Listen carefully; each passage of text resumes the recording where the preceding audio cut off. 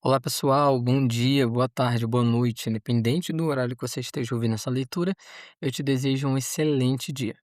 Pessoal, nós estamos agora no nosso quinto episódio dessa leitura maravilhosa do livro Uma Vida Interrompida. Nós vamos começar agora o capítulo 11, tá bom? E eu queria falar para vocês que a gente está chegando na metade do livro, né? E que eu vou tentar fazer leituras maiores para a gente poder dar uma boa avançada e tentar terminar ainda essa semana esse livro maravilhoso. Tá bom, pessoal? Vou começar aqui, capítulo 11. Quando meu pai acordou às quatro da manhã, a casa estava silenciosa. Minha mãe estava deitada ao seu lado, roncando de leve. Meu irmão, seu único filho, já que minha irmã estava no simpósio, parecia uma pedra coberta por um lençol. Meu pai ficava maravilhado ao ver como o sono do filho era pesado, igualzinho ao meu. Quando eu ainda era viva, Lindsay e eu nos divertíamos com isso, batendo palmas, deixando cair livros no chão e até batendo com tampas de panela para ver se Buckley acordava. Antes de sair de casa, meu pai deu uma olhada em Buckley, para ter certeza, para sentir o hálito quente em sua palma. Então calçou seu tênis de sola fina e vestiu sua roupa leve de corrida. Sua última tarefa foi pôr a coleira em Holiday. Ainda era cedo o suficiente para ele quase conseguir ver a própria respiração. Cedo assim, ele podia fingir que ainda era inverno. Vou repetir aqui que eu acho que ficou meio estranho. Cedo assim, ele podia fingir que ainda era inverno, que os segundos não tinham passado. A caminhada matinal com o cachorro lhe dava uma desculpa para passar na frente da casa do Sr. Heavy. Ele diminuía o passo muito de leve. Ninguém teria percebido, exceto eu, ou se estivesse acordado, do Sr. Heavy. Meu pai tinha certeza de que se encarasse com força suficiente, se olhasse por tempo suficiente, encontraria as pistas de que precisava nos batentes das janelas, na tinta verde que cobria os sarrafos, ou no caminho que levava à garagem, onde havia duas grandes pedras pintadas de branco. No final do verão de 1974, não tinha havido nenhum progresso no meu caso. Nem corpo, nem um assassino, nada. Meu pai pensou em Ruana Singh. Quando eu tivesse certeza, encontraria um jeito discreto e o mataria. Isso foi o que a mãe do Ryan Singh falou pra ele, né? Quando ele visitou lá a casa dele. Não tinha contado isso a Abigail. Peraí. Não tinha contado isso a Abigail, porque o conselho fazia uma espécie de sentido limítrofe, que a assustaria e a faria contar para alguém. E ele suspeitava que esse alguém poderia ser Lin. Desde o dia em que tinha visto Luana Singh chegado em casa e encontrado Lin à sua espera, ele sentia que minha irmã confiava demais na polícia, que minha mãe confiava demais na polícia. Gente, só um detalhe. O filme, ele faz muitas mudanças, né, em relação ao livro. E uma dessas mudanças é que essa personagem da mãe do Ryan não aparece no filme. Ela não tem essa participação. De novo, porque o filme ele quis muito, focar na Suzy lá no céu e na família, né. Então acabou que eles deixaram muitos personagens subdesenvolvidos, né, mal desenvolvidos, ou, fora da história mesmo. Vamos lá. Caso meu pai dissesse alguma coisa que contrariasse as teorias da polícia, ou como ele pensava, a falta de teoria da polícia, minha mãe imediatamente correria para tapar o buraco aberto pela ideia do meu pai. O Lin disse: "Não quer dizer nada", ou "Confio na polícia para descobrir o que aconteceu". "Por quê?", perguntava-se meu pai. "As pessoas confiavam na polícia. Por que não confia no instinto?". O senhor Heather era o culpado e ele sabia, mas o que Juana tinha dito era quando eu tivesse certeza. Saber, aquele saber vindo do fundo da alma. Meu pai tinha, não era, aos olhos mais literais da lei, uma prova incon inconteste. Vamos para um outro parágrafo. A casa em que cresci era a mesma casa em que nasci, como a do Sr. Heavy, era uma caixa. E por causa disso, eu nutria invejas inúteis sempre que visitava a casa de outras pessoas. Sonhava com jardins de inverno e cúpulas, com varandas e quartos no sótão com tetos inclinados. Adorava a ideia de que pudesse haver no quintal árvores mais altas e mais fortes do que pessoas, cubículos enviesados debaixo das escadas. Isso me lembrou Harry Potter. Cercas vivas frondosas tão grandes que dentro delas houvesse espaço oco formado por galhos mortos, onde era possível se esgueirar e se sentar. O meu céu tinha varandas e escadas em caracol, sacadas de janelas. Desculpa, gente. Minha voz foi ficando coisada. O meu céu tinha varandas, escadas em caracol, sacadas de janela com jardineiras de ferro e um campanário com um sino que tocava de hora em hora. Eu conhecia de cor a planta da casa do Sr. Heath. Eu tinha formado uma mancha morna no chão da garagem até esfriar. Ele tinha trazido meu sangue junto consigo para casa, nas roupas e na pele. Eu conhecia o banheiro. Sabia como na minha casa minha mãe tinha tentado decorá-lo para acolher a chegada tardia de Buckley, pintando navios de batalha no alto das paredes cor-de-rosa. Na casa do Sr. Heavy, o banheiro e a cozinha eram imaculados. Gente, vou pegar uma água, porque tá dando não. Os ladrilhos eram amarelos e a cerâmica do chão verde. Ele mantinha a decoração sóbria. No andar de cima, onde Buckley, Lindsay e eu tínhamos nossos quartos, ele não tinha quase nada. Tinha uma cadeira de encosto reto onde se sentava de vez em quando para olhar o científico pela janela, ouvindo o som dos ensaios da banda ser trazido do campo de futebol. Mas na maior parte do tempo ficava na parte dos fundos do primeiro andar, na cozinha construindo casas de boneca. Na sala de estar ouvindo rádio, ou conforme seu desejo ia aumentando, desenhando projetos de maluquices como buracos ou a tenda. Como o buraco ou a tenda. Ninguém o incomodava a meu respeito, havia vários meses. Naquele verão, só de vez em quando, ele via um carro da polícia diminuir a velocidade na frente da sua casa. Era esperto o suficiente para não alterar seu comportamento. Se estivesse saindo para a garagem da caixa de correio, seguia em frente. Ele acertou vários relógios. Um para lhe dizer quando abrir as persianas, outro para lhe dizer quando fechá-las. Em conjunção com esses alarmes, acendia e apagava luzes pela casa. Se por acaso aparecesse uma criança vendendo chocolate para uma competição do colégio, ou perguntando se ele gostaria de assinar o Evening Bullet, ele era simpático, mas profissional, neutro. Contava periodicamente suas coisas, e essa contagem o reconfortava. Eram coisas simples: um anel de casamento, uma carta lacrada dentro de um envelope, o salto de um sapato, óculos, uma borracha em forma de personagem de quadrinhos, um pequeno frasco de perfume, uma pulseira de plástico, minha pedra angular da Pensilvânia, o pingente de ambar de sua mãe. Ele os tirava do lugar em que ficavam guardados à noite. Pude ter certeza de que nenhum vendedor de jornais ou vizinho bateria em sua porta. Contava-os como as contas de um rosário. Para alguns, tinha se esquecido dos nomes. Eu sabia os nomes. O salto do sapato era de uma menina chamada Claire, de Nutley, Nova Jersey, que ele tinha convencido a entrar na caçamba de uma van. E ela era mais nova do que eu. Gosto de pensar que eu não teria entrado em uma van. Gosto de pensar que foi minha curiosidade sobre como ele tinha conseguido fazer um buraco na terra que não desabasse. Ele tinha arrancado o salto do sapato dela antes de deixar Claire ir embora. Era tudo o que tinha feito. Ele a fez, en- ele a fez entrar na van e tirou seus sapatos. Ela começou a chorar, e o som varou o corpo dele como parafusos. Ele implorou para que ela ficasse quieta e fosse embora. Saísse magicamente da van descalça e sem reclamar, deixando os sapatos com ele. Mas ela não quis, continuou a chorar. Ele começou a tentar tirar um de seus saltos dos sapatos com o seu canivete, até alguém socar a traseira da van.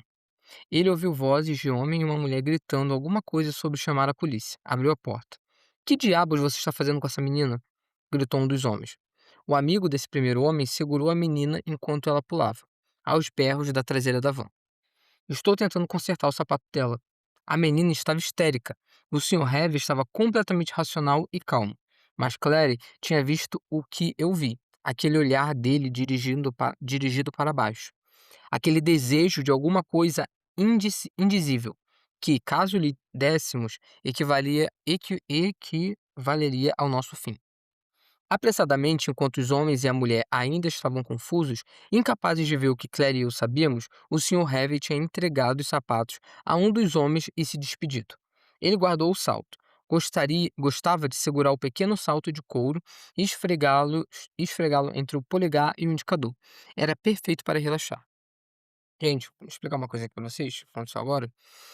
O livro, ele não tem subcapítulos dentro dos capítulos, mas ele tem. Joey Ellis era um menino bem ruim. Tinha beliscado Lindsay e eu debaixo d'água, na piscina, e nos impedia de ir a festas onde houvesse banho de piscina de tanto que nós odiávamos. E nos impedia, né? Elas se impediam de ir a essas festas. Tinha um cachorro que arrastava para todo lado, independentemente do que o cachorro quisesse fazer. Era um cachorro pequeno, que não corria muito rápido, mas Ellis não ligava. Batia no cachorro ou levantava pelo rabo, causando-lhe muita dor. Então, um dia, o cachorro sumiu, assim como o gato que Ellis tinha sido visto provocando.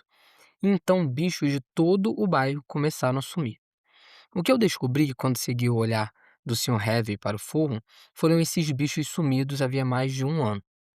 As pessoas pensavam que aquilo tinha parado porque o filho dos Ellis tinha sido mandado para o colégio militar. Quando soltavam seus bichos de estimação de manhã, eles voltavam à noite. Isso valia como prova. Ninguém poderia imaginar um apetite. Peraí, ninguém podia imaginar um apetite como o da Casa Verde. Alguém que espalhasse cal pelo corpo dos gatos e cachorros para logo não ter mais nada a não ser os seus ossos. Contando os ossos, e mantendo distância da carta lacrada do anel de casamento, do frasco de perfume, ele tentava ficar longe do que mais queria. Subir para o andar de cima, sentar-se na cadeira de encosto reto e ficar olhando para o científico. Imaginar os corpos que correspondiam às vozes das chefes de torcida, que pulsavam em ondas nos dias de outono durante os jogos de futebol. Ou ver os alunos desembarcarem dos ônibus do primário duas casas mais adiante. Certa vez, ele tinha dado uma boa olhada em Lindsay, a única menina do time de futebol masculino, fazendo Cooper pelo nosso bairro. Acho que o mais difícil de perceber foi que todas as vezes que ele tinha tentado se conter, tinha matado bichos, tirando vidas menores para evitar matar uma criança. Outro parágrafo aqui, pessoal. Quando agosto chegou, Link quis estipular algumas fronteiras para o seu bem e para o bem do meu pai.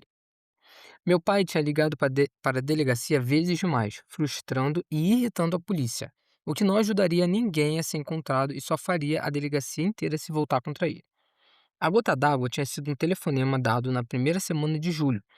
Jack Salmão tinha descrito em detalhes para o telefonista como, durante uma caminhada matutina, seu cachorro tinha parado na frente da casa do Sr. Heavy e começado a uivar. Por mais que Salmão tentasse, prosseguir a história. Por mais que Salmão tentasse prosseguir a história, não conseguia fazer o cachorro se mexer nem parar de uivar. Aquilo virou piada na delegacia, o senhor Peixe e seu cão uivante. Lin parou na frente da nossa casa para terminar seu cigarro. Ainda era cedo, mas a umidade do dia anterior tinha aumentado. Tinham prometido chuva a semana toda, o tipo de tempestade de raios e trovões característicos daquela região. Mas até agora, a única água que Lin percebeu era que cobria seu corpo com um suor úmido. Sua última visita fácil à casa dos meus pais havia passado. Então ouviu alguém cantarolando. Uma voz de mulher vinda lá de dentro. Apagou o cigarro no cimento debaixo da cerca viva e levantou a altraba. A porta se abriu antes de ele soltá-la. Senti o cheiro do seu cigarro, disse Lindsay. Era você cantarolando? Esse negócio vai te matar. Seu pai está em casa? Lindsay se afastou para deixá-lo passar. Pai! Gritou minha irmã para dentro de casa. É o Lin. Você estava viajando, não estava? Perguntou Lin. Acabei de chegar. Minha irmã estava usando uma camisa de softball do Samuel e calças de moletom estranhos.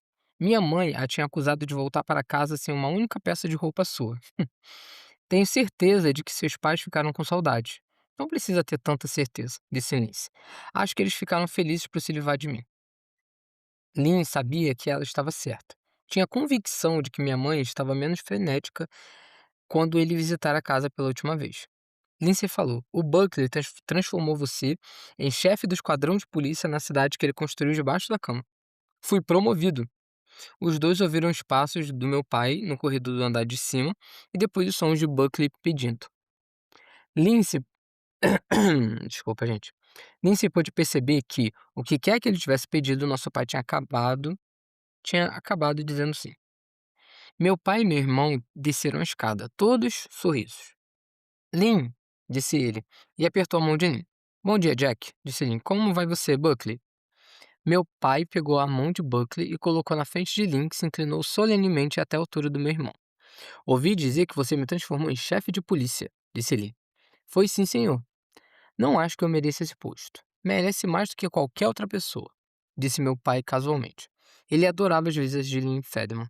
Todas as vezes que isso acontecia, meu pai se via confirmar um consenso de que não estava sozinho naquilo, de que havia um grupo atrás dele. Preciso conversar com o pai de vocês, meninos. Lindsay levou Buxley de volta para a cozinha, prometendo lhe dar cereal. Ela própria estava pensando em uma bebida que Samuel tinha lhe mostrado. Era um drink chamado Jellyfish. Água viva, que tinha uma cereja maraschino debaixo de açúcar e gin. Samuel e Lindsay tinham chupado as cerejas por entre o açúcar e o álcool até suas cabeças doerem e seus lábios ficarem manchados de vermelho. Quer que eu chame a Abigail? Quer que eu faça um café ou alguma outra coisa?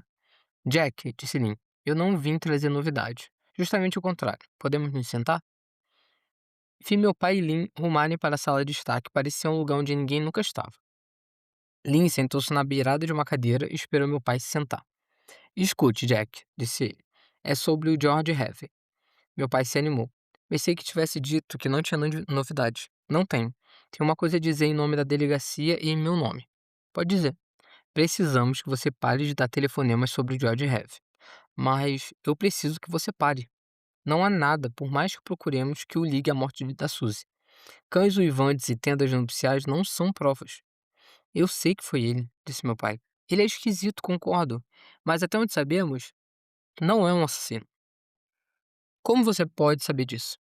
Lynn Federman falava, mas tudo que meu pai conseguia fazer era ouvir Juana Singh dizendo o que tinha lhe dito, e se lembrar de ficar em pé do lado de fora da casa do Sr. Heavy e sentir a energia irradiando até ele, a frieza no fundo daquele homem.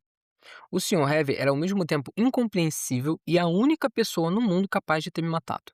À medida que ele negava, meu pai tinha mais certeza. Você vai parar de investigá-lo, disse meu pai em tom apático.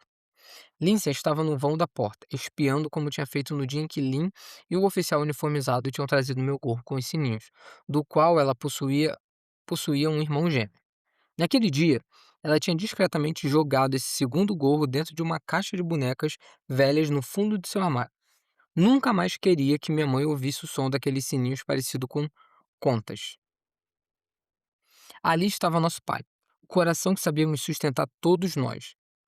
Sustentar-nos pesada e desesperadamente, as portas de seu coração se abrindo e se fechando com a rapidez de pausas em um instrumento, os silenciosos fechos de feltro, o dedilhado fantasmagórico, ensaios e mais ensaios, e então, incrivelmente, som, melodia e calor.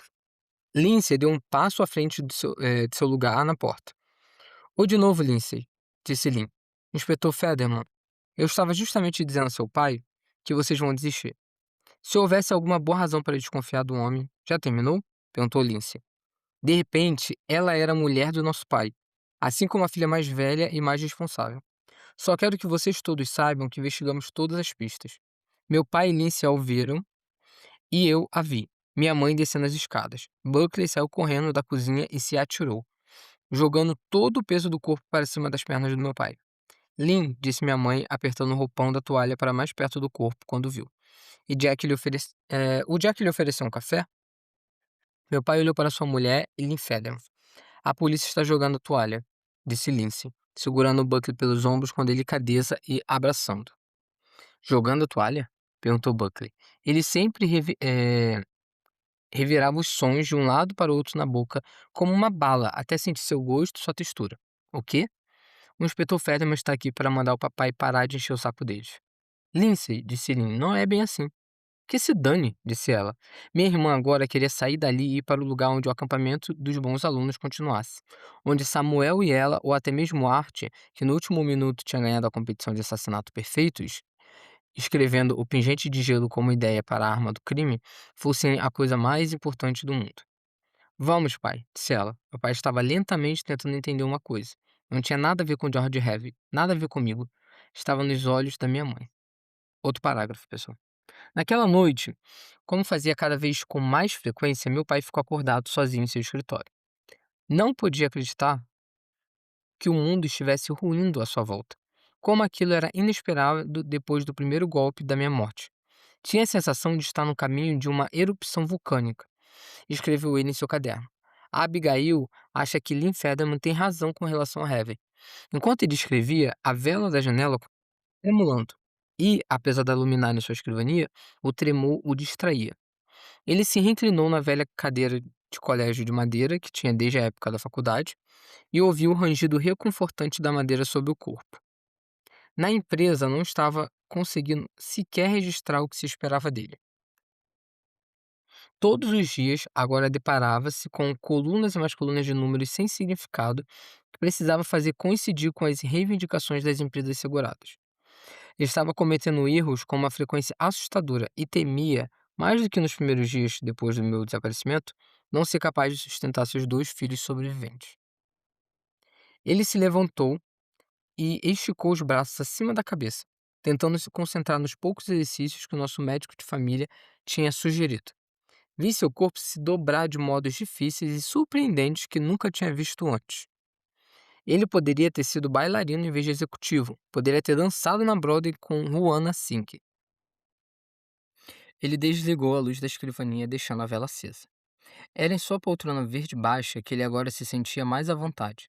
Era ali que muitas vezes eu o via dormir. O cômodo era como um cofre, a cadeira era como um útero, e eu ficava ali a vigiá-lo. Ele fitava a vela na janela e pensava no que fazer. Pensava em como tinha tocado minha mãe e ela tinha se afastado para o outro lado da cama. Mas em como, diante do policial, ela parecia desabrochar. Ele tinha se acostumado com a luz fantasmagórica atrás da chama da vela, com aquele reflexo trêmulo na janela. Ficou olhando para os dois, a chama real e o fantasma, e começou a cair em um sono leve, adormecendo o pensamento e a atenção e os acontecimentos do dia. Quando estava prestes a desistir por aquela noite, ambos vimos outra coisa, outra luz, lá fora.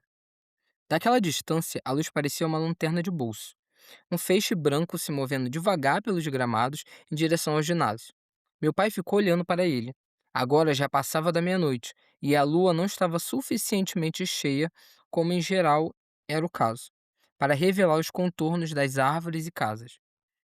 O Sr. State, que andava de bicicleta tarde da noite com uma luz alimentada pelos pedais piscando na frente, jamais degradaria os gramados de seu bairro daquela maneira. De qualquer modo, era tarde demais para o Sr. State. Meu pai se inclinou para a frente na cadeira verde de seu escritório e ficou olhando a lanterna se mover na direção do milharal inculto. Canalha, sussurrou. Seu canalha assassino.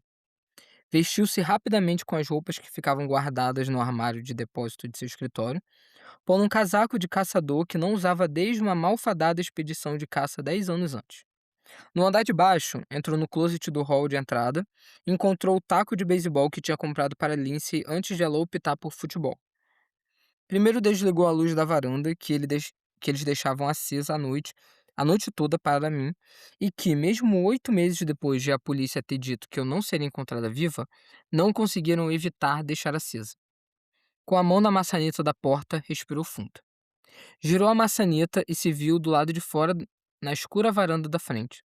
Fechou a porta e se viu em pé no quintal da frente de sua casa com um taco de beisebol e as seguintes palavras: encontre um jeito discreto.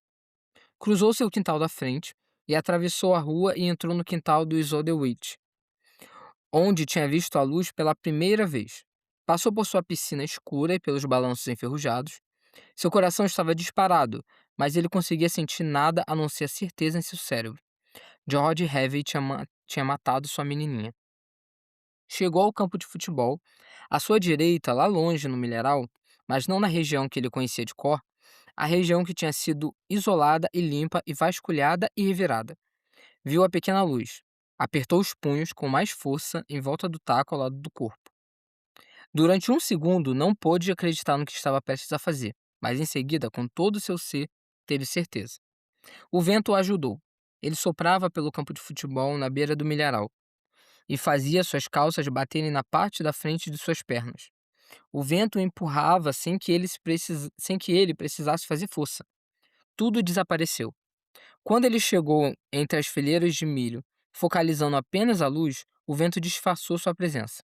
O som de seus pés esmagando os caules era varrido pelo assobio e pelo farfalhar do vento nos pés quebrados. Coisas sem sentido inundavam sua mente. O som da borracha dura dos patins das crianças na calçada, o cheiro do fumo de cachimbo de seu pai, o sorriso de Abigail quando ele a conheceu, como uma luz perfurando seu coração confuso. E então a lanterna se apagou e tudo ficou igual e escuro. Ele deu mais alguns passos, depois parou.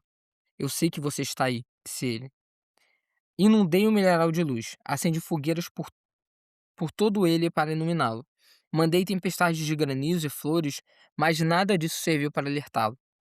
Eu estava relegado ao céu. Fiquei olhando. Estou aqui para isso, disse meu pai com a voz trêmula. Aquele coração explodindo para dentro e para fora, enchendo de sangue os rios de seu peito e depois se contraindo. O sorriso da minha mãe em sua mente sumindo, o meu tomando seu lugar. Ninguém está acordado, disse meu pai. Estou aqui para acabar com isso. Ele ouviu um choramingo.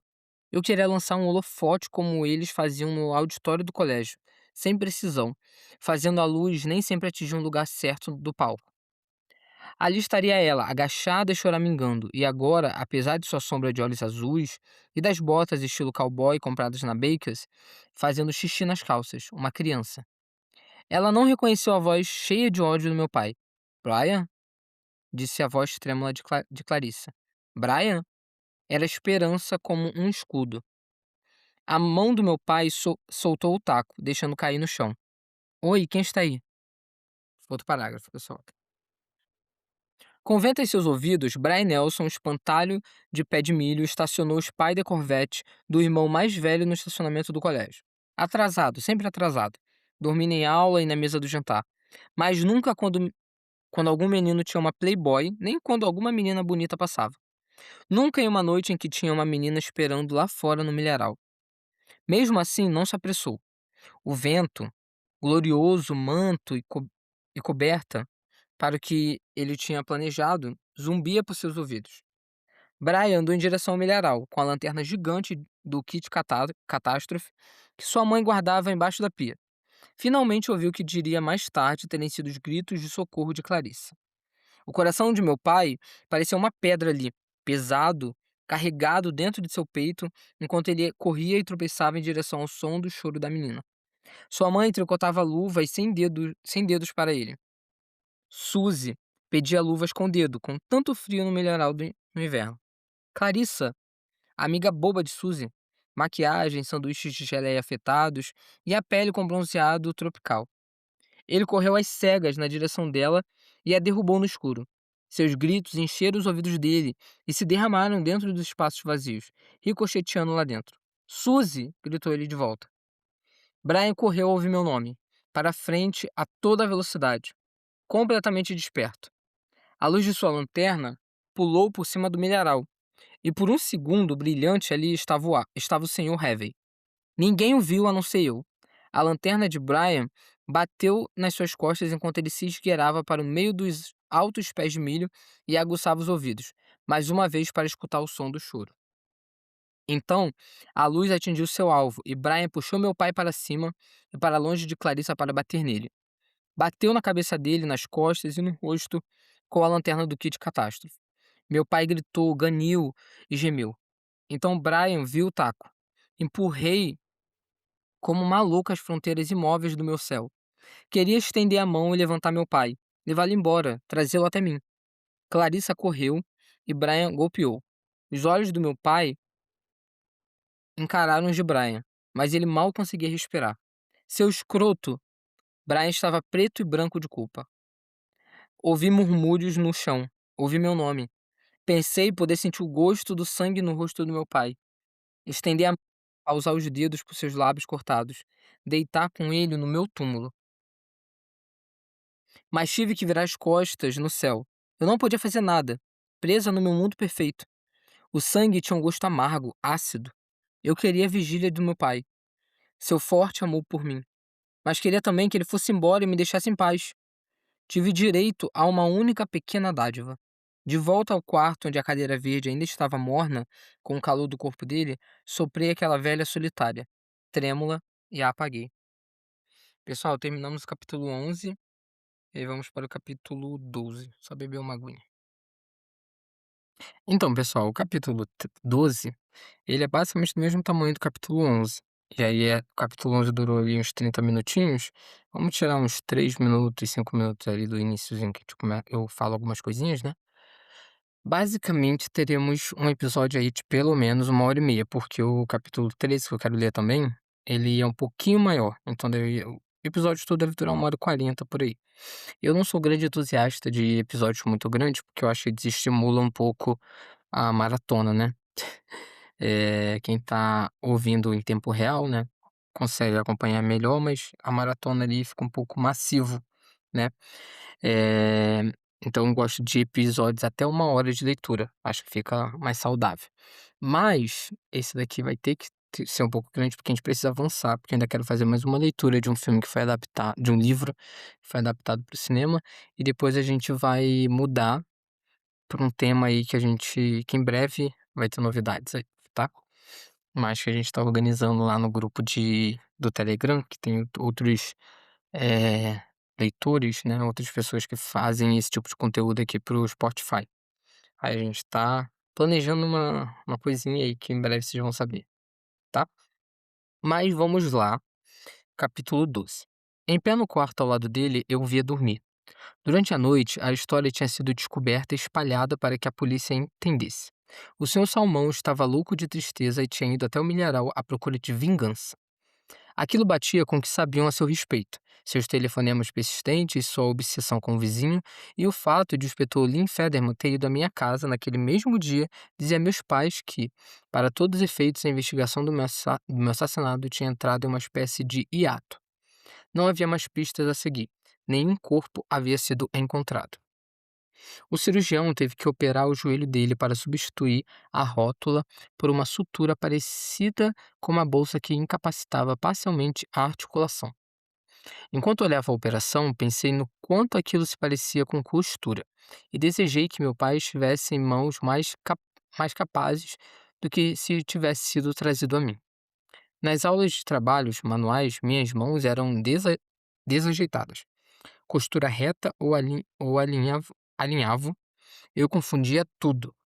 Mas o cirurgião foi paciente.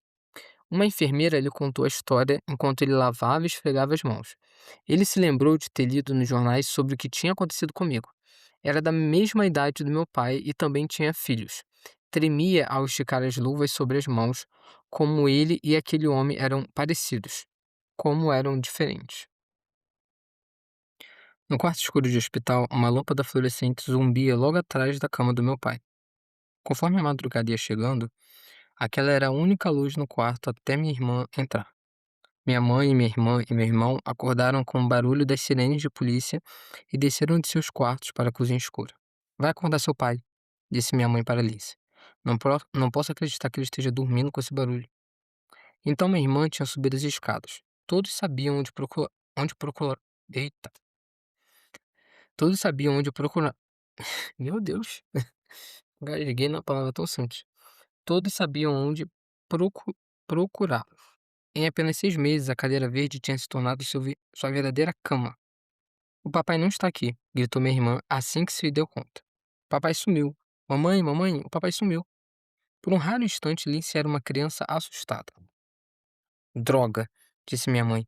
Mamãe, disse Buckley. Lindsay entrou correndo na cozinha. Minha mãe estava encarando o fogão. Suas costas eram como uma massa emaranhada de nervos enquanto ela continuava a preparar chá. Mãe, perguntou Lindsay, a gente tem de fazer alguma coisa. Você não está vendo? Disse minha mãe, parando por um instante com uma caixa de Earl Grey suspensa no ar. O quê?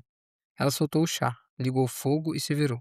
Foi então que viu uma coisa. Buckley tinha ido se agarrar à minha irmã enquanto chupava o dedo ansiosamente. Ele saiu atrás daquele homem e arrumou encrenca. A gente deveria sair, mãe, disse Lindsay. A gente deveria ir ajudar o papai. Buckley, pare de chupar o dedo. Meu irmão começou a chorar, em pânico. A minha irmã abaixou os braços para trazê-lo para mais perto. Ela olhou para nossa mãe. Vou sair para encontrar ele, disse Lindsay. Você não vai fazer nada disso, disse minha mãe. Ele vai voltar para casa quando for a hora. Vamos ficar fora disso. Mãe, disse Lindsay, e se ele tivesse machucado?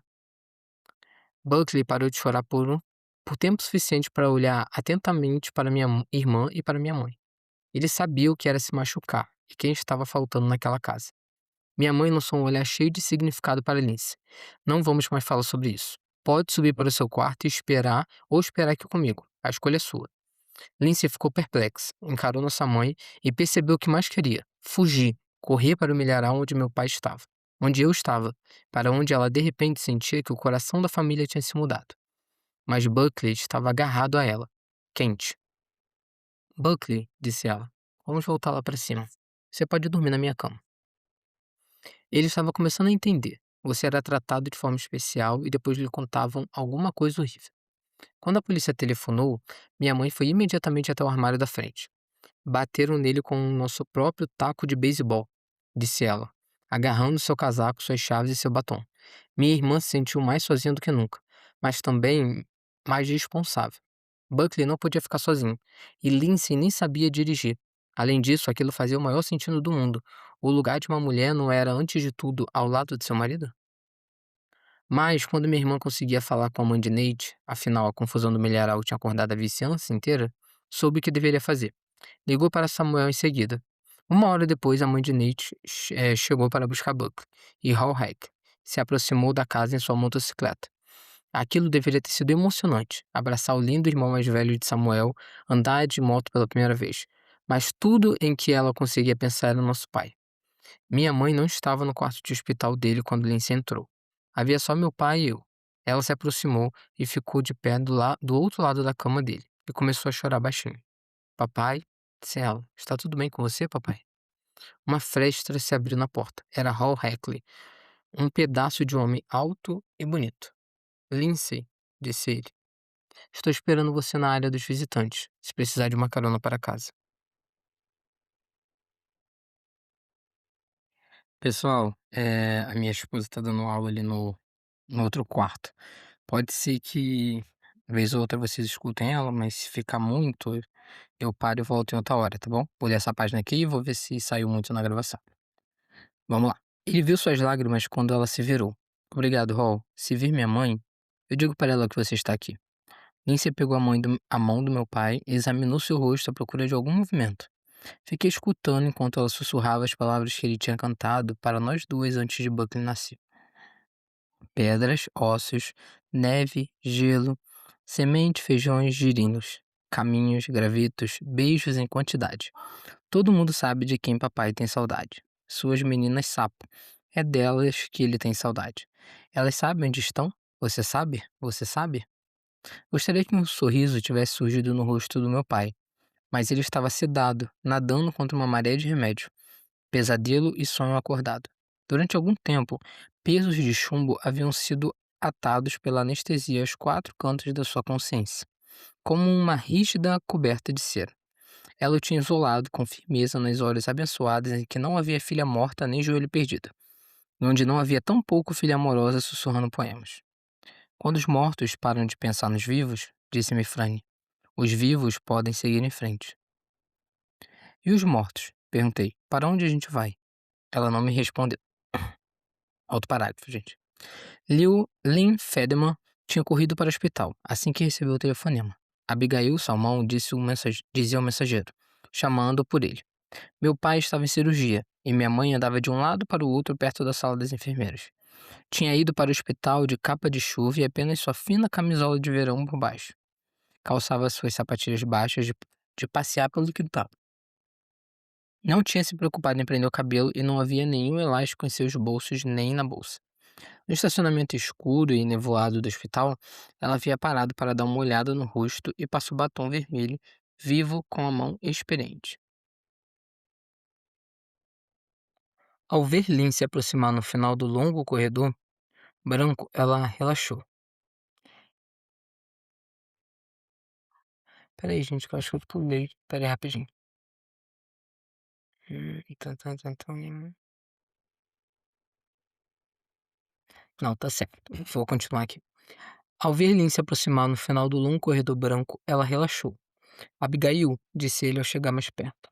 Ah, Lin, disse ela, seu rosto adquiriu uma expressão indecisa quanto ao que dizer em seguida. O nome dele era o suspiro de que ela precisava. Tudo o que veio depois não eram palavras. As enfermeiras em sua sala viraram o rosto para o lado enquanto as mãos de Lin e da minha mãe se tocavam.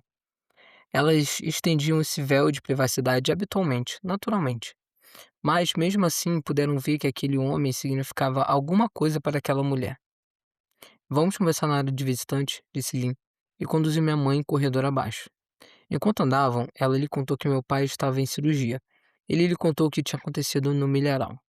Aparentemente, ele pensou que a menina fosse o George Heavey.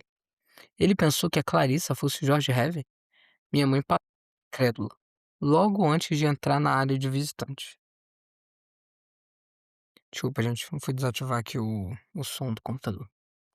Estava escuro lá fora, Abigail. Acho que ele só viu a lanterna da menina.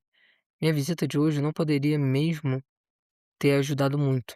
Ele está convencido do envolvimento do Sr. Heavey. A Clarissa está bem? Foi medicada por causa de alguns arranhões e liberada. Estava histérica. Chorava. Foi uma horrível coincidência o fato de ser amiga da Suzy. Hall estava afundado em uma cadeira em um canto escuro da área de visitantes, com os pés em cima do capacete que tinha trazido para Lindsay. Ao ouvir vozes se aproximando, ele se mexeu. Era minha mãe e um policial. Ele tornou a afundar na cadeira e deixou os cabelos na altura dos ombros nele o rosto. Tinha quase certeza de que minha mãe não se lembraria dele, mas ela reconheceu a jaqueta de Samuel e por um instante pensou: o Samuel está aqui. Mas depois pensou: o irmão dele. Vamos sentar, disse Linha apontando para as duas cadeiras modulares presas uma à outra no outro canto da sala. Prefiro continuar andando, disse minha mãe. O médico disse que vai demorar pelo menos uma hora até eles terem alguma coisa para nos dizer. Andando para onde? Você tem um cigarro? Você sabe que eu tenho, disse Lin, sorrindo com gentileza. Ele precisava procurar os olhos dela. Eles não estavam focalizados nele. Pareciam preocupados, e ele desejou poder estender a mão e agarrá-los, e guiá-los para o aqui e agora. Vamos encontrar uma saída, então. Encontraram uma porta para uma pequena sacada de concreto, perto do quarto do meu pai. Era uma sacada de serviço que dava para um aparelho de calefação. Então, embora fosse atravancada e ligeiramente fria, o barulho e a exaustão quente do hidrante ligado ao seu lado os fechavam dentro de uma cápsula que parecia estar muito longe dali. Ficaram fumando e olhando um para o outro como se de repente, e sem aviso, tivessem passado para uma nova página, onde os assuntos urgentes já tivessem sido assinalados para atenção imediata. Como sua mulher morreu? Respondeu minha mãe. Perguntou minha mãe. Suicídio. O cabelo dela cobria a maior parte de seu rosto, e olhando para ela, eu me lembrei de Clarissa em sua versão mais afetada. O modo como ela se comportava perto dos meninos quando ia ao shopping. Ela ria demais, ficava olhando para eles para ver para onde eles estavam olhando. Mas também fui surpreendida pela boca vermelha da minha mãe com o cigarro espetado para cima e para fora e a fumaça saindo. Eu só tinha visto aquela mãe uma vez antes, na foto. Minha mãe nunca tinha nos tido. Dito, nos tido. Nossa, vou repetir, gente. Aquela mãe nunca tinha nos tido. Ela se matou. Essa é a pergunta que mais me preocupa quando eu não estou preocupado com coisas como o assassinato da sua filha. Um sorriso estranho apareceu no rosto da minha mãe. Diz isso de novo, falou ela. O quê? Ninha olhou para o sorriso dela, teve vontade de estender a mão e acompanhar seu contorno com a ponta dos dedos. O assassinato da minha filha, disse minha mãe. Abigail, está tudo bem com você? Ninguém diz isso. Ninguém no nosso bairro fala sobre isso. As pessoas dizem a horrível tragédia ou alguma outra variação. Eu só quero que alguém diga em voz alta. Ouvi isso ser dito em voz alta. Estou pronta, antes não estava. Minha mãe jogou seu cigarro no concreto e deixou queimar. Segurou o rosto de Lin com as mãos. Diz, falou ela, o assassinato da sua filha. Obrigado.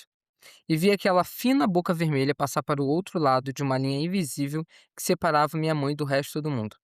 Ela puxou Lin para mais perto e o beijou na boca devagar. No início, ele pareceu hesitar. Seu corpo se retesou, dizendo-lhe não, mas esse não se tornou vago e enevoado. Transformou-se em um ar sendo sugado pelo exaustor do hidrante que zumbia ao lado deles. Ela levantou a mão e desabotoou a capa de chuva. Ele pôs a mão em cima do tecido fino e transparente da sua camisola de verão. Aí aqui outro parágrafo. Em sua necessidade, minha mãe era irresistível. Ih, gente, tá difícil. Vamos lá. Em sua necessidade, minha mãe era irresistível. Quando criança, eu tinha visto seu efeito sobre os homens. Quando íamos às compras, vendedores se ofereciam para encontrar os produtos em sua lista e nos ajudavam a levar as compras até o carro. Como Juana Singh, ela era conhecida por ser uma das mães bonitas do bairro. Nenhum homem que a conhecesse podia evitar um sorriso. Quando ela fazia uma pergunta, seus corações disparados cediam. Mas ainda assim, meu pai tinha sido o único a espalhar o riso dela pelos cômodos da casa e a fazer com que estivesse tudo bem se soltasse, de alguma maneira. Juntando horas extras aqui e ali, pulando a hora do almoço, meu pai tinha conseguido voltar cedo do trabalho toda quinta-feira quando éramos pequenos. Mas, enquanto os fins de semana eram passados com a família, eles chamavam esse dia de hora da mamãe e do papai. Lindsay e eu comparávamos a um dia passado com as amigas. Significava que não podíamos fazer nenhum barulho e devíamos ficar quietinhos do outro lado da casa enquanto usávamos o quartinho ainda vazio do meu pai como quarto de brincar. Minha mãe começava a nos preparar por volta das 2. Hora do banho, cantarolava ela, como se estivesse dizendo que podíamos sair para brincar. E no começo era o que parecia. Nós três corríamos cada uma para o seu quarto e vestíamos nossos roupões. Nos encontrávamos no corredor, três meninas e minha mãe nos três meninas. E minha mãe nos pegava pela mão e nos levava para o nosso banheiro cor-de-rosa. Naquela época, ela nos falava sobre mitologia. Tinha estudado no colégio. Gostava de nos contar histórias sobre Perséfone e Zeus. Comprava-nos livros ilustrados sobre os deuses nórdicos que nos faziam ter pesadelos. Tinha feito mestrado em língua inglesa, depois de brigar com unhas e dentes com vovó Lin para conseguir estudar tanto. E ainda tinha uma vaga esperança de lecionar quando nós duas fôssemos grandes o suficiente para ficarmos sozinhos. Aquelas horas do banho se misturam, assim como todos os deuses e deusas, mas aquilo de que mais me lembro é de ver as coisas atingirem minha mãe enquanto eu olhava para ela, de como a vida que ela tinha desejado e sua perda a atingiam em ondas. Como sua primogênita, eu pensava que tinha sido eu a levar embora todos aqueles sonhos do que ela queria ser. Minha mãe tirava a Lindsay da banheira primeiro, secava e ouvia sua conversa sobre patos e cortes. Então me tirava da banheira, e embora eu tentasse ficar quieta, a água quente deixava minha irmã e eu embriagados. E nós falávamos com minha mãe sobre tudo o que era importante para nós. Meninos que nos provocavam, ou como outra família no quarteirão tinha um cachorrinho e por que não podíamos ter um também. Ela ficava ouvindo, séria, como se estivesse anotando mentalmente os tópicos dos nossos desejos em um caderninho que consultaria mais tarde. Bom, cada coisa em sua hora, resumia ela. Isso quer dizer uma boa soneca para vocês duas. Ela e eu punhamos Lindsay na cama juntas. Eu ficava do lado da cama enquanto ela beijava minha irmã na testa e tirava seu cabelo da frente do rosto. Acho que para mim a competição começou ali. Quem ganhava o melhor beijo, quem passava mais tempo com a mamãe depois do banho. Felizmente eu sempre ganhava. Quando olho para trás agora, vejo que minha mãe tinha se tornado, e muito rápido depois de eles se mudarem para aquela casa, solitária. Já que eu era a mais velha, tornei-me sua melhor amiga. Eu era nova demais para saber o que ela estava realmente me dizendo, mas adorava adormecer com a suave cantiga de suas palavras. Uma das bênçãos do meu céu é poder voltar para esses momentos, vivê-los de novo. Estar com minha mãe de um jeito que jamais poderia ter estado. Estendo os braços através do meio termo e seguro a mão dessa jovem mãe solitária. O que ela disse a uma criança de 4 anos sobre Helena de Troia, uma mulher frívola que estragou tudo. Sobre Margaret Sanger, ela foi julgada por sua aparência, Suzy, já que parecia um camundongo. Ninguém esperava que fosse durar. Gloria Steinem. Eu me sinto péssima, mas gostaria que ela parasse aquelas unhas. Nossos vizinhos. Uma idiota de calça justa, oprimida por aquele marido puritano, tipicamente provinciana. Fica julgando todo mundo.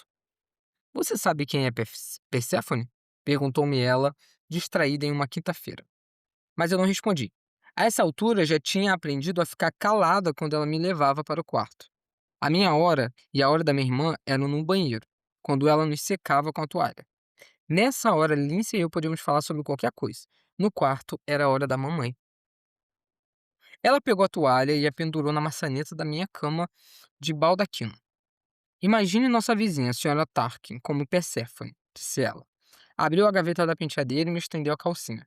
Ela sempre me passava a roupa peça por peça, sem querer me pressionar. Logo cedo, entendeu minhas necessidades. Se eu soubesse que teria de amarrar cadastros, não teria sido sequer capaz de calçar as meias. Ela está usando um vestido comprido e branco, como um lençol em volta dos ombros, mas feito de um tecido bonito, brilhante, ou leve, como seda, e calça e sandálias feitas de couro, e está cercada de tochas, que são luzes feitas de chamas. Ela foi até a gaveta pegar minha camiseta e passou distraidamente pela minha cabeça, em vez de deixar que eu o fizesse. Uma vez minha mãe embalada, eu podia tirar vantagem, ser novamente um bebê. Eu nunca reclamava nem dizia estar crescida ou ser uma menina grande. Aquelas tardes eram inteiramente dedicadas a ouvir minha mãe misteriosa. Ela afastou a grossa colcha de corda das ceias e eu me deitei no canto da cama, encostada na parede. Nessa hora, ela sempre olhava para o relógio e depois dizia: só um pouquinho, e tirava os sapatos e se deitava ao meu lado entre os lençóis. Para nós duas, aquilo era como se perder. Ela se perdia em sua história, eu me perdia na fala dela.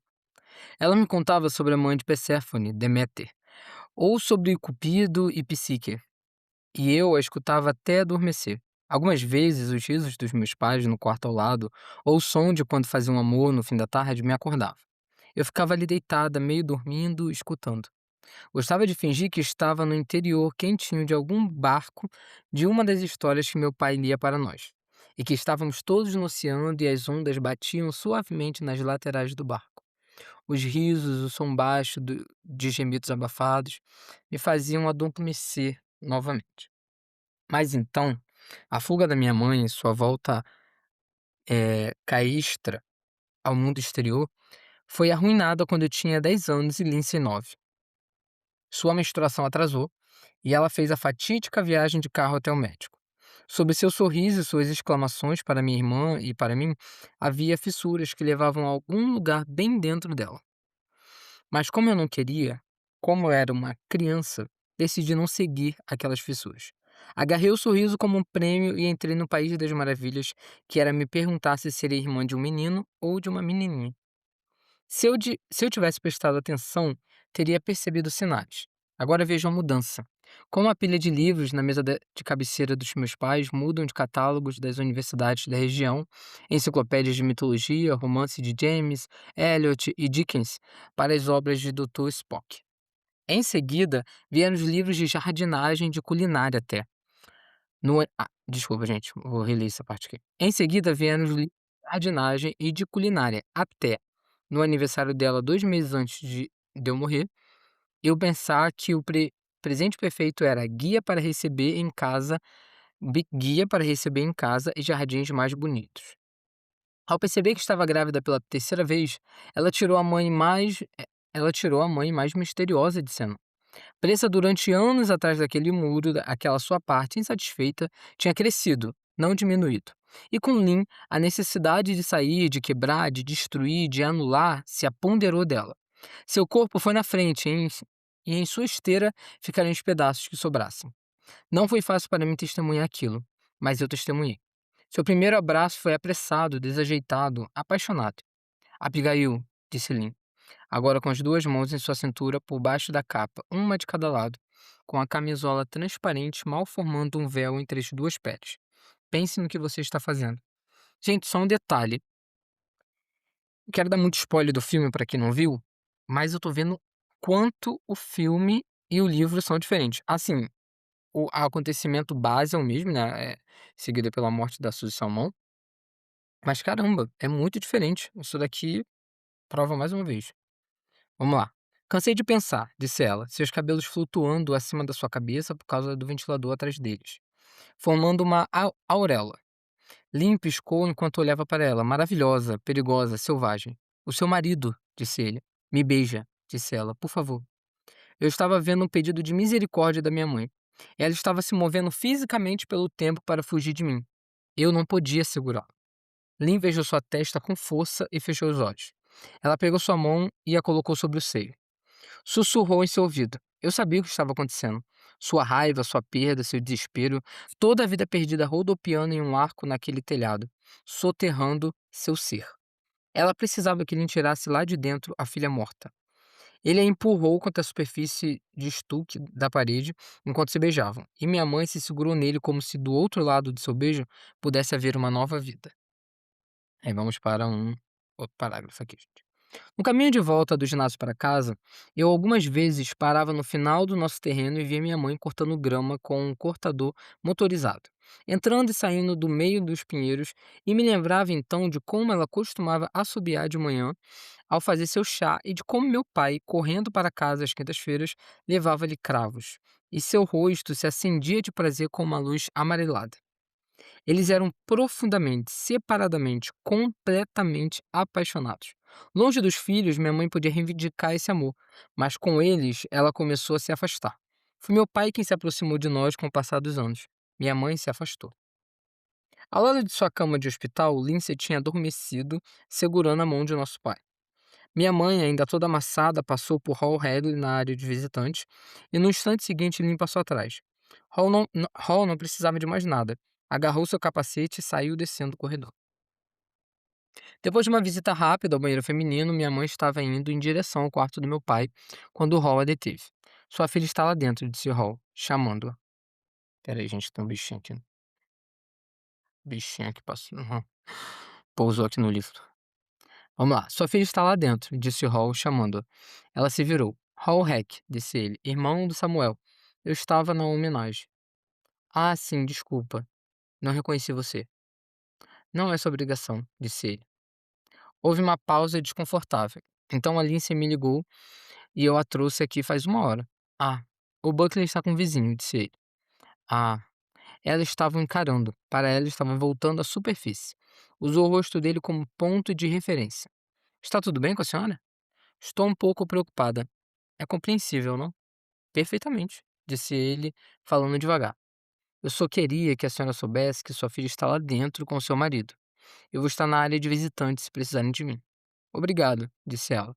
Viu-se afastar e ficou parada por um instante ouvindo os saltos gastos de suas botas de motociclista ecoarem pelo chão de linóleo. Então ela voltou a si, forçou-se a retornar para onde estava, sem perceber por um segundo que tinha sido essa a intenção de Hall a cumprimentá-la. Dentro do quarto agora estava escuro, e a luz fluorescente atrás do meu pai tremeluzia tão de leve que iluminava apenas as formas mais óbvias.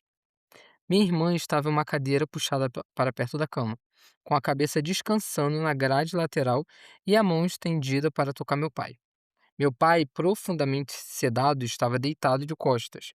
Minha mãe não podia saber que eu estava ali com eles. Estávamos ali os quatro, tão diferentes agora da época em que ela punha Alice e eu na cama e ia fazer amor com o marido do nosso pai.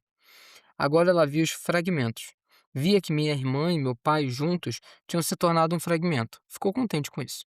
Eu tinha jogado um jogo de esconde-esconde de amor com minha mãe enquanto crescia, tentando obter sua atenção e sua aprovação de um jeito que jamais tinha precisado fazer com meu pai. Eu não precisava mais brincar de esconde-esconde. Enquanto ela estava ali em pé, no quarto escuro, escurecido, olhando para minha irmã e meu pai, percebi uma das coisas que o céu significava. Eu tinha uma escolha, e minha escolha era não dividir minha família no meu coração.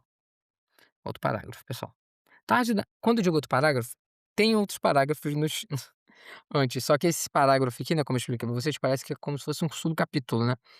Ele é separadinho, né? Então, só pra vocês entenderem isso. Tarde da noite, o ar acima dos hospitais e dos asilos de idosos muitas vezes ficavam coalhados de almas agitadas. Algumas vezes, nas noites em que não conseguíamos dormir, Holly e eu ficávamos olhando as almas. Acabamos percebendo como aquelas mortes pareciam coreografadas de algum lugar distante. Não o nosso céu. Assim, começamos a desconfiar que havia um lugar mais abrangente do que aquele onde estávamos. No começo, Fanny vinha olhar conosco. É um dos meus prazeres secretos, admitiu ela. Depois de todos esses anos, ainda adoro ver as almas flutuando e rodopiando em bandos, todas clamando ao mesmo tempo dentro do ar. Não estou vendo nada, disse eu daquela vez. Olhe com atenção, disse ela, e fique quieta. Mas eu as senti antes de vê-las. Pequenas faíscas de calor subindo por meus braços. Então ali estavam elas, vagalumes, e acendendo e se expandindo com uivos e giros enquanto abandonavam seus corpos humanos. Parecem flocos de neve, disse Fran. Nenhuma é igual à outra, mas ao mesmo tempo, de onde estamos, cada uma delas é idêntica à anterior. E assim finalizamos o capítulo 12. Agora vamos para o capítulo 13. Pessoal, isso aqui é um pouco grandinho, mas vamos, porque aí a gente passa da metade do livro, dá um bom avanço nessa história, tá, pessoal? Vamos lá. Capítulo 13. Ao voltar para o colégio, no outono de 1974, Lindsay não só era a irmã da menina assassinada, mas a filha do maluco, Lelé, Biruta. E a seguinte afirmação aferia mais por não ser verdade. E a segunda, né? Segunda afirmação aferia mais por não ser verdade. Os boatos que Lindsay e Samuel escutaram nas primeiras semanas do ano letivo, coleavam pelas fileiras de escaninho dos alunos como a mais persistente das cobras. Agora o redemoinho havia aumentado e incluía também Brian Nelson e Clarissa, que felizmente tinham entrado no científico naquele ano. Em Fairfax, Brian e Clarissa se agarravam um ao outro, explorando o que tinha lhes acontecido, usando a desgraça do meu pai como um verniz da fama com o qual podiam se cobrir, recontando pelo colégio o que tinha acontecido naquela noite no milharal. Ray e Ruth passavam pelo lado de dentro da parede de vidro que dava para o saguão externo. Eles estão um pouco sumidos, né? Vamos lá. Nas pedras falsas, onde supostamente ficavam sentados maus elementos, viam Brian presidindo sua corte. Naquele ano, seu andar se transformou de espantalho ansioso em passo masculino. Clarissa, rindo tanto de medo quanto de desejo, havia destrancado suas partes e dormido com Brian. Por mais aleatoriamente que fosse, todo mundo que eu tinha conhecido estava crescendo. Agora, outro parágrafo. Buckley entrou no jardim de infância naquele ano e imediatamente chegou em casa a fim da professora, a senhorita Coakley. Ela segurava sua mão com tanta delicadeza sempre que tinha de levá-lo ao banheiro ou ajudar a explicar um dever que sua força era irresistível. De um lado, ele se aproveitava disso. Ela muitas vezes lhe dava um biscoito a mais às escondidas, ou uma almofada mais macia para ele se sentar. Mas, de outro lado, era mantido acima e afastado de seus colegas do jardim. Pela minha morte, ele tinha sido diferenciado no interior do único grupo, crianças, onde poderia ter ficado anônimo. Agora outro parágrafo. Samuel deixava Lindsay em casa e depois descia a rua principal e pedia carona até a oficina de motos de Hull. Contava com os amigos do irmão para reconhecê-lo e alcançava seu destino levado por uma coleção insólita de motos e caminhões que Hall ajustava para o motorista quando ele chegava. Ele passou algum tempo sem entrar na nossa casa. Ninguém que não fosse da família entrava lá. Em outubro, meu pai estava apenas começando a se levantar e andar. Os médicos tinham lhe dito que sua perna direita seria sempre dura, mas que se ele se alongasse e se mantivesse flexível, ela não seria um obstáculo muito grande.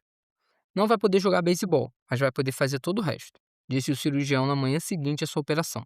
Quando meu pai acordou, encontrou Lindsay ao seu lado e minha mãe em pé, junto à janela, olhando para o estacionamento lá fora.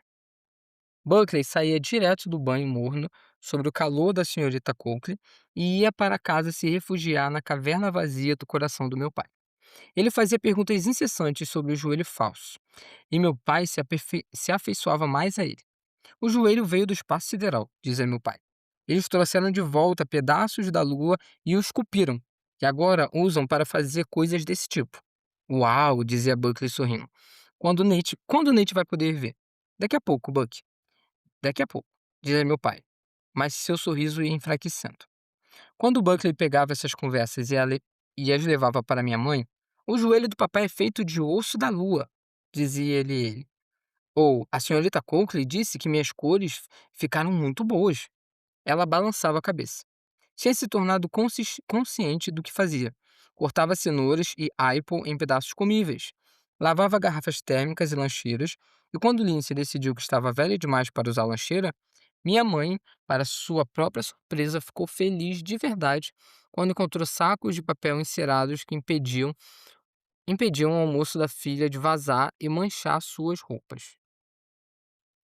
Roupas que ela lavava, dobrava, passava quando necessário e pendurava em cabide. Catava do chão ou tirava do carro ou separava da toalha molhada em cima da cama, que arrumava todas as manhãs, prendendo os lençóis debaixo do colchão, afofando os travesseiros e ajeitando bichos de pelúcia e abrindo as persianas para deixar a luz entrar. Nos momentos em que Buckley a solicitava, ela muitas vezes fazia uma troca. Focalizava a atenção nele por alguns minutos e depois se permitia afastar-se de sua casa e pensar em Lin. Outro parágrafo. Em novembro, meu pai estava craque no que chamava de destreza no mancar. E quando Buckley insistia, ele dava um pulinho contorcido que, contanto que fizesse seu filho rir, não o fazia pensar no quão esquisito e desesperado ele poderia parecer para um estranho ou para minha mãe. Todos, com exceção de Buckley, sabiam o que estava se aproximando: o primeiro aniversário. Buckley e meu pai passavam as frias tardes de outono no quintal cercado com Holiday. Meu pai se sentava na velha cadeira de jardim de ferro, com a perna esticada na frente do corpo e apoiada de leve com um cafona limpador de botas que vovó Lynn tinha encontrado em uma loja de curiosidades em Maryland. Buckley jogava o brinquedo de vaca que fazia barulho enquanto Holiday corria para pegá-lo. Meu pai sentia prazer vendo o corpo ágil do filho de 5 anos e ouvindo as risadas delicadas dele quando Holiday o derrubava e o cutucava com o focinho ou lambia seu rosto com a comprida língua cor-de-rosa. Mas não conseguia se livrar de uma ideia. Aquilo também, aquele menino perfeito, podia lhe ser tirado. Uma combinação de fatores entre os quais seu ferimento não tinha pouca importância o havia feito ficar em casa em uma licença médica prolongada da empresa em que trabalhava. Seu patrão agora agia diferente quando estava com ele, assim como seus colegas de trabalho. Eles passavam na, eles passavam na ponta dos pés do lado de fora da sua sala e paravam a alguns passos da escrivaninha, como se, caso relaxassem demais na sua presença, o que tinha acontecido com ele fosse acontecer com eles. Como se ter um filho morto fosse contagioso. Ninguém sabia como ele continuava a fazer o que fazia, enquanto ao mesmo tempo queriam que escondesse todos os sinais de sua dor, que os guardasse em uma pasta em algum lugar e os pusesse em uma gaveta que ninguém nunca mais teria de abrir. Ele telefonava sempre e com a mesma facilidade, seu patrão concordava que ele tirasse mais uma semana, mais um mês se precisasse. E ele considerava aquilo um prêmio por sempre ter chegado na hora ou aceitado trabalhar até tarde. Mas ele mantinha a distância do Sr. Heavy, e tentava evitar qualquer pensamento a seu respeito. Não usava seu nome exceto em seu caderno, que mantinha escondido no escritório, onde foi surpreendentemente fácil combinar com minha mãe que ela não faria mais faxina. Ele tinha pedido desculpas para mim em seu caderno. Preciso descansar, querida. Preciso entender como ir atrás desse homem. Espero que você entenda. Mas ele tinha marcado sua volta ao trabalho para o dia 2 de dezembro, logo depois do dia de ação de graças. Que ele está de volta ao escritório quando chegasse o aniversário de seu desaparecimento. Que ele está funcionando e recuperando o tempo de trabalho perdido, no lugar mais público e distrativo que pudesse conceber. E longe da minha mãe, para ser honesto consigo mesmo. Como nadar de volta para ela, como tornar a alcançá-la, ela estava se distanciando cada vez mais. Toda sua energia estava contra a casa, e toda a energia dele estava dentro da casa. Ele decidiu recuperar as forças e encontrar uma estratégia para perseguir o Sr. Heavy. Culpar era mais fácil do que somar os números cada vez mais altos daquilo que tinha perdido. Outro parágrafo. Vovó Lynn viria para o dia de ação de graças, e Lindsay estava seguindo um regime embelezador que vovó tinha mandado para ela por carta. Tinha se sentido boba da primeira vez em que pusera pepino nos olhos, para diminuir as bolsas, ou mingau de aveia no rosto, para limpar os poros e absorver o excesso de oleosidade, ou gema de ovo no cabelo, para fazê-lo brilhar. Seu uso de alimentos tinha até feito minha mãe rir, depois de perguntar se deveria começar a se embelezar também. Mas isso durou só um segundo, porque ela estava pensando em mim. Não por estar apaixonada por ele, mas porque estar com ele era o caminho mais rápido que ela conhecia para o esquecimento. 2 semanas antes da chegada da vovó Lin, Puck e meu pai estavam lá fora no quintal com Holiday. Buckley e Holiday pulavam de uma imensa pilha de folhas lustrosas de carvalho para outra em um jogo de pega-pega cada vez mais frenético. Cuidado, Buck, disse meu pai. Você vai fazer o Holiday morder. E foi exatamente o que. Meu pai. Desculpa, gente, botei aqui o computador no silencioso. Cuidado, Buck, disse meu pai. Você vai fazer o Holiday morder. E foi exatamente o que aconteceu. Meu pai disse que queria experimentar uma coisa. Precisamos ver se o seu velho pai consegue carregar você nas costas de novo. Daqui a pouco isso vai ficar grande demais.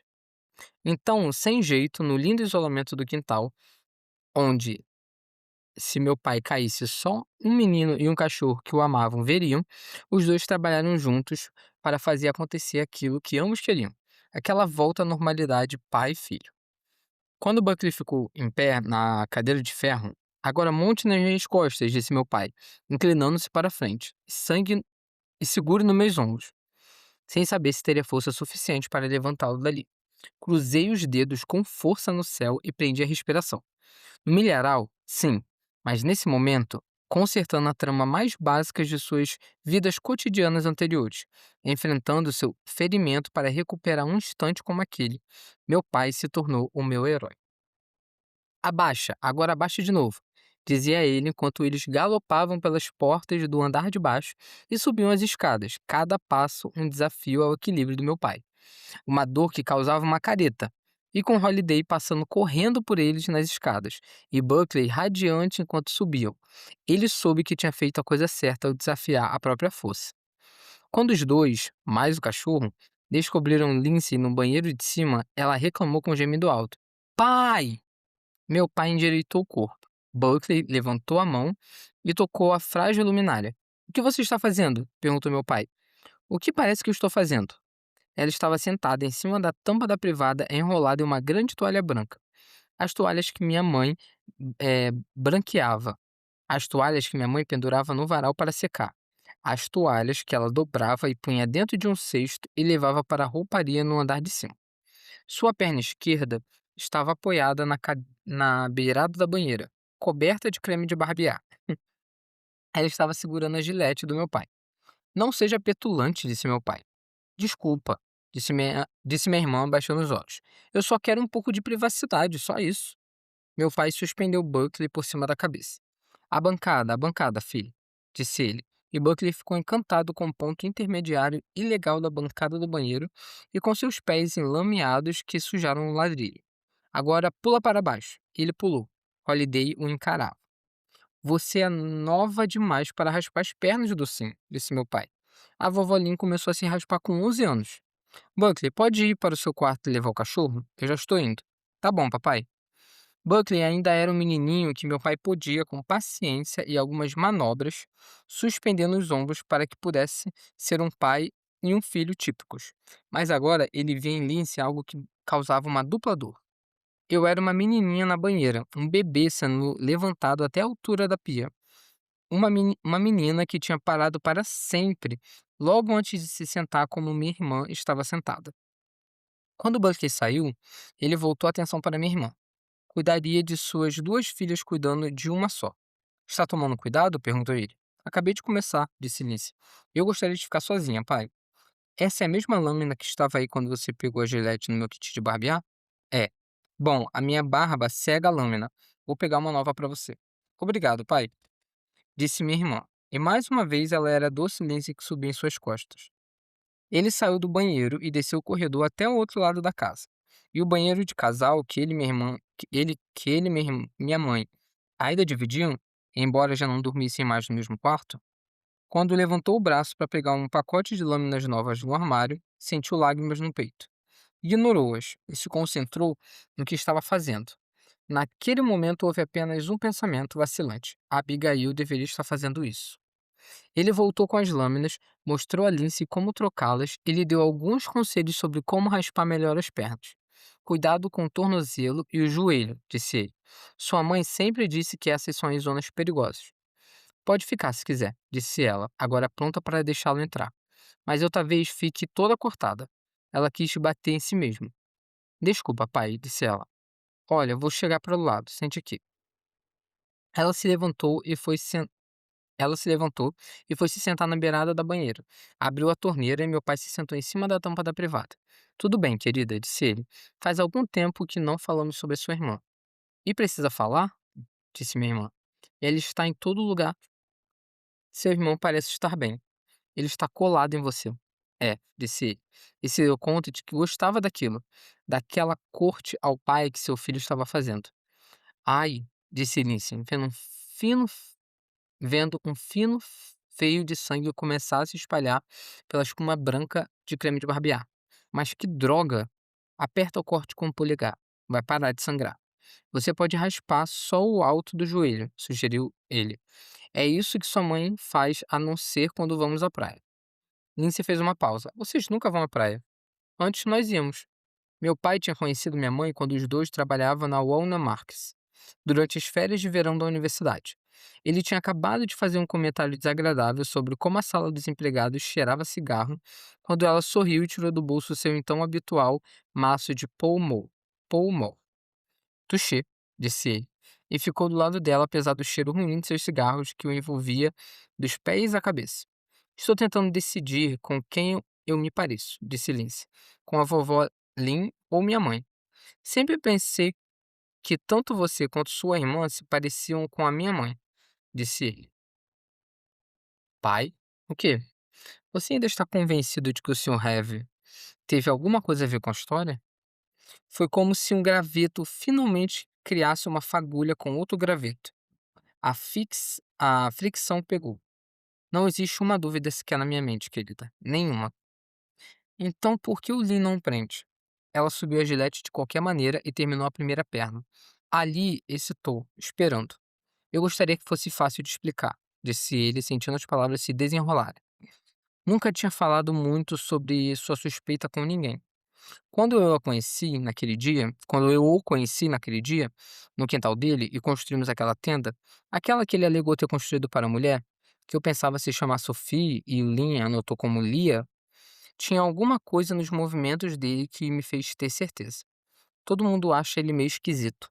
É verdade, eu sei disso, disse ele. Desculpa, gente, vocês. Mas também ninguém nunca falou muito com ele. Não sabem se a esquisitice dele é benigna ou não. Benigna? Inofensiva. O Holiday não gosta dele, sugeriu Lindsay. Exatamente. Nunca vi aquele cachorro latir tão alto. Os pelos das costas dele ficaram eriçados naquela manhã. Mas a polícia acha que você está maluco. Não há provas. É tudo o que conseguem dizer. Sem provas e, desculpe, querida, sem corpo, eles não têm nada com que trabalhar e nenhum motivo para uma prisão. O que seria um motivo? Acho que alguma coisa o ligando a Suzy. Se alguém o tivesse visto no milharal ou até rondando o colégio. Alguma coisa assim. Ou se ele estivesse com alguma coisa dela? Tanto meu pai quanto Lindsay estavam conversando animadamente, com a segunda a perna dela coberta de creme, mas ainda sem raspar. Porque, porque o que... Ai. Batendo sono. Vamos lá, vou terminar esse capítulo, pessoal. Porque o que irradiava, enquanto os dois gravetos do seu interesse produziam uma chama, era que eu estava presente em algum lugar daquela casa. Meu corpo no porão, no primeiro andar, no segundo andar, no sótão, para evitar enfrentar aquele pensamento horrível. Mas, se fosse verdade, aquele pensamento tão flagrante, tão perfeito, tão conclusivo como prova, eles se lembraram do que eu estava usando naquele dia, do que eu estava carregando, da borracha do frito bandito que eu adorava, do broche do David Cassidy que eu tinha pregado do lado de dentro da mochila, do broche do David Bowie que eu tinha pregado do lado de fora. Enumeraram todos os objetos e acessórios que cercavam o que seria melhor, a mais horrenda prova que alguém poderia encontrar. Meu cadáver cortado em pedaços, meus olhos vazios, apodrecendo. Nossa, gente, que tristeza isso. Você vê que eles, de alguma forma, eles estão tentando seguir em frente, mas a não resolução né, do crime, não deixa fazer com que as coisas fiquem para trás. E isso já alterou a dinâmica familiar, né, a mãe tá cada vez mais distante, tá com um amante, né, tá se apaixonando por outro homem, por conta dessa distância que se instalou dentro da casa, como aquilo que a Suzy falou, né, como se tivessem sendo criado como se estivesse sendo criado 2 famílias, né, e ela não quer ficar no meio dessas 2 famílias. Vamos lá. Meus olhos. A maquiagem que vovó Lin tinha lhe dado ajudava, mas não resolvia o problema de quando todo mundo via os meus olhos nos olhos de Lindsay. Quando eles apareciam, um estojo de pó compacto passando na sua frente, enquanto era usado por uma menina na carteira ao lado, ou um reflexo inesperado na vitrine de uma loja. Ela olhava para o outro lado. Era particularmente doloroso com meu pai. O que ela percebeu quando eles conversavam foi que, enquanto estivessem falando sobre esse assunto, o Sr. Hever, minhas roupas, minha mochila de livros, meu corpo, a atenção à minha lembrança fazia meu pai vê-la como Lindsay, e não como uma trágica combinação de suas 2 filhas. Então você gostaria de poder entrar na casa dele? Disse ela. Eles ficaram se olhando, com uma ideia perigosa começando a surgir em suas consciências, em sua excitação, antes de ele finalmente dizer que seria ilegal, e que não, ele não tinha pensado naquilo. Ela soube que ele estava mentindo. Soube também que ele precisava de alguém para fazer aquilo por ele. Você deveria terminar de se raspar, querida, disse ele. Ela concordou com ele e se virou para o outro lado, sabendo o que tinha escutado. Outro parágrafo. Vovó Lin chegou na segunda-feira antes do Dia de Ação de Graças, com os mesmos olhos de raio laser que imediatamente procuravam qualquer imperfeição desgraciosa na minha irmã.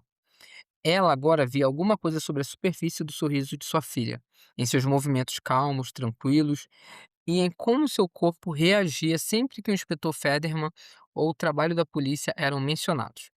Quando minha mãe recusou a ajuda do meu pai para tirar a mesa depois do jantar naquela noite, os olhos de raio laser tiveram certeza, decidida. E para espanto de todos à mesa e alívio da minha irmã, vovó Lee fez um anúncio. Abigail, vou ajudar você a tirar a mesa. Vai ser uma coisa entre mãe e filha. O quê? Minha mãe tinha calculado que poderia dispensar Lindsay depressa e com facilidade, então passaria o resto da noite debruçada sobre a pia, lavando a louça devagar e olhando pela janela até a escuridão lhe mostrar o seu próprio reflexo. Os sons da TV iriam embora e ela ficaria sozinha de novo. Fiz as unhas ontem, disse vovó Lin depois de amarrar um avental sobre o vestido trapézio bege. Então vou secar. Mãe, sério, não precisa. Precisa sim, docinho. Acredite em mim, disse minha avó. Havia algo de sombrio e incisivo naquele docinho. Buckley levou meu pai pela mão até o cômodo ao lado onde ficava a TV. Eles tomaram seus lugares e Lindsay, tendo obtido uma trégua, subiu para ligar para Samuel. Era uma coisa tão estranha de se ver, tão fora do normal. Minha avó de avental, segurando um pano de prato suspenso com uma capa vermelha de um toureiro, preparada para o primeiro prato que chegava. Elas trabalharam caladas, e o silêncio, os únicos sons eram chafurdar das mãos da minha mãe mergulhando na água escaldante, os rangidos dos pratos e o tilitar dos talheres. Fez o cômodo se encher de uma tensão que ficou insuportável. Os barulhos do jogo do cômodo ao lado eram igualmente estranhos para mim. Meu pai nunca tinha assistido a futebol. Basquete era seu único esporte. Vovó Lin nunca tinha lavado a louça. Comida congelada e entregas a domicílio eram suas armas preferidas. Ah, Jesus, disse ela enfim. Pegue isso. Devolveu o prato recém-lavado à minha mãe. Quero ter uma conversa séria, mas tenho medo de deixar cair essas coisas. Vamos dar uma volta. Mãe, eu preciso. Você precisa dar uma volta. Depois de lavar a louça. Escute, disse minha avó. Eu sei o que sou. o- Peraí, eu sei que eu sou o que sou e você é o que é. Ou seja, é diferente de mim. Coisa que a faz feliz. Mas eu sei perceber algumas coisas e sei que alguma coisa nada católica está acontecendo aqui. Capite? O rosto da minha mãe oscilava, macio e maleável.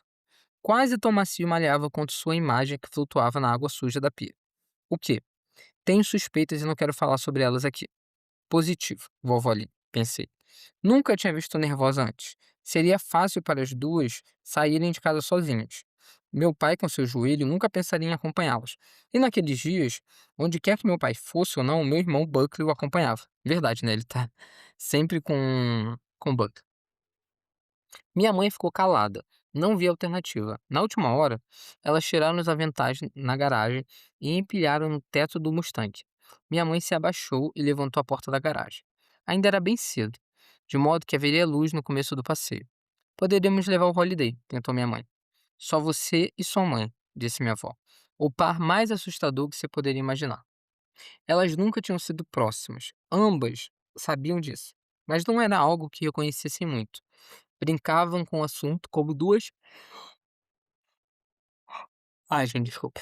Já são mais de 10 horas batendo som. Brincavam com o assunto como duas crianças que não gostam especialmente uma da outra. Mas são as únicas crianças em um bairro grande e deserto.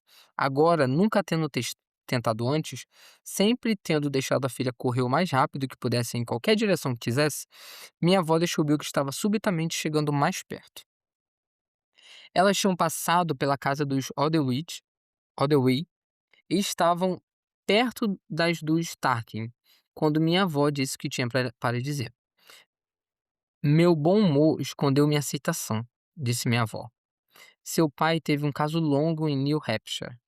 A inicial do nome dela era F, e eu nunca soube o que significava.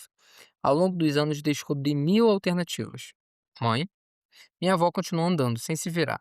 Descobriu que o ar frio do outono ajudava, enchendo seus pulmões até ela senti-los mais limpos do que 2 minutos atrás. Você sabia disso? Não. Acho que eu nunca contei para você, disse ela. Não achei que precisasse saber. Agora precisa, você não acha? Não tenho certeza de por que você está me dizendo isso. Elas tinham chegado à curva da rua que os faria dar novamente a volta na rotatória. Se seguissem por ali e não parassem, acabariam indo dar na frente da casa do Sr. Heavy. Minha mãe congelou. Pobrezinha, pobrezinha do meu docinho, disse minha avó. Me dê a mão. Estava um pouco à vontade. Minha mãe podia contar nos dedos quantas vezes seu alto pai tinha se inclinado para beijá-la quando ela era criança. A barba áspera, cheirando a uma colônia que, depois de anos de busca, ela nunca tinha conseguido identificar. Minha avó segurou sua mão e a manteve segura enquanto tomavam a outra direção. Entraram em uma parte do bairro para onde parecia que cada vez mais novas famílias estavam se mudando. As casas âncora. Lembro-me de minha mãe tê-las chamado assim porque elas margeavam a rua que passavam por todo o bairro, porque ancoravam o bairro a uma rua original construída antes de o distrito ser um distrito. A rua que levava a Valley Vorge, a George Washington e a Revolução. A morte da Suzy me fez tornar a pensar no seu pai, disse minha avó. Nunca me permiti lamentar direito a morte dele. Eu sei, disse minha mãe. Isso a deixou chateada? Minha mãe fez uma pausa. Deixou. Minha avó afagou as costas da minha mãe com a mão livre. Que bom. Está vendo? Isso é um pedaço. Pedaço? Alguma coisa que está saindo disso tudo. Você e eu. Um pedacinho de verdade entre nós duas. Elas passaram pelos lotes de meio hectares em que árvores cresciam havia 20 anos. Se não eram exatamente imponentes, mesmo assim eram 2 vezes mais altas do que os pais que as tinham segurado pela primeira vez e pisoteado a terra à sua volta com seus sapatos de trabalho de fim de semana. Você sabe o quanto eu sempre me senti sozinha? Perguntou minha mãe à sua mãe. É por isso que estamos andando, Abigail, disse vovó Lee. Minha mãe focalizou os olhos à sua frente, mas sua mão continuou a ligá-la à mãe. Pensou na natureza solitária da sua infância, em como, quando tinha visto suas duas filhas amarrarem um barbante ligando 2 copos de papel e ir para quartos separados e sussurrar segredos uma para a outra. Não podia realmente dizer que sabia o que era aquilo. Em sua casa não havia mais ninguém com ela a não ser sua mãe e seu pai. E depois seu pai tinha ido embora. Fitou as copas das árvores, que, a quilômetros de nossa área de expansão, eram as coisas mais altas por ali.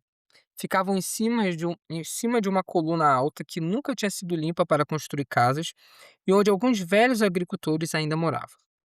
Não posso descrever o que estou sentindo, disse ela, para ninguém.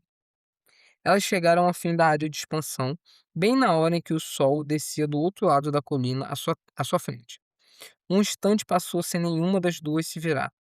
Minha mãe viu a última luz tremeluzir em uma poça de drenagem no final da rua.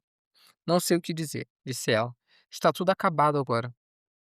Minha avó não teve certeza do que ela queria dizer com tudo, mas não a pressionou mais. Vamos voltar? Sugeriu minha avó. Como? Disse minha mãe. Para casa, Abigail. Voltar para casa. Viraram-se e começaram a andar.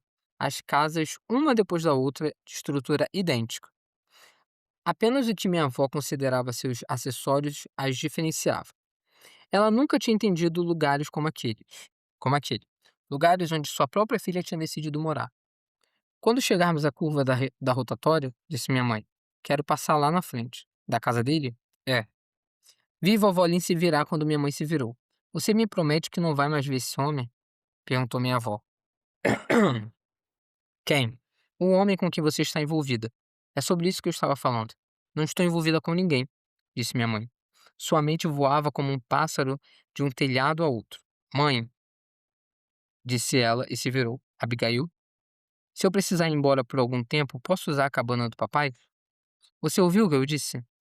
Elas podiam sentir um cheiro no ar. E mais uma vez a mente ansiosa, ágil da minha mãe se esquivou. Tem alguém fumando, disse ela. Vovó Lin encarava a filha.